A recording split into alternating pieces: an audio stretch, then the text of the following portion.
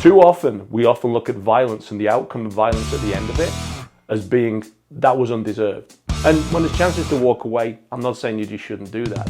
But equally, when someone's in your space, when there's a physical threat that's already been intimated, when actions have been initiated by an individual who's going to go, you're often left with no choice. So as soon as this video is starting, we already find out that we have an individual in medias res, so to speak. For those of you with a non-classical education, that means in the middle of things. This gentleman wearing the old blue do-rag is certainly expressing what we should say dissatisfaction with the door staff and the general way they're handling it.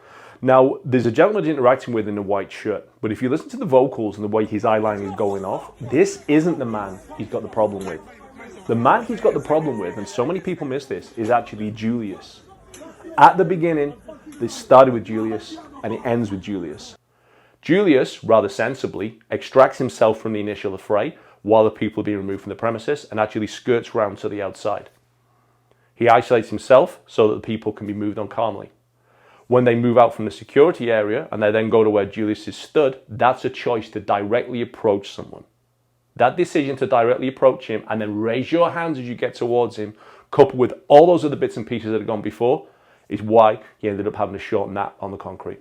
The problem with this is it instantly causes those frustration and stress points. The guy with the camera, when the guy gets dropped, and rightfully so, bro, no need for that, bro, no need for that, bro. There was every need for that.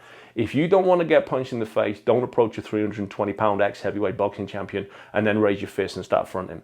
Don't spit at him. Too often, we often look at violence and the outcome of violence at the end of it as being, that was undeserved. And when there's chances to walk away, I'm not saying you just shouldn't do that.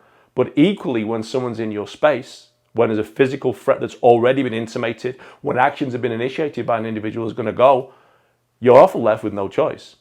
What's he going to do? Go home to avoid this confrontation? Lose his job? Lose his livelihood? Lose his flat? Lose everything else? Of course he's not. He's still got his job to do. He removed himself. These individuals had that chance to move away. They had that chance to go away. They chose to continue and press what was originally an assault with the spitting, the language and the pushing, and they chose to go one step further and step right into the personal space. And they then paid that price for that.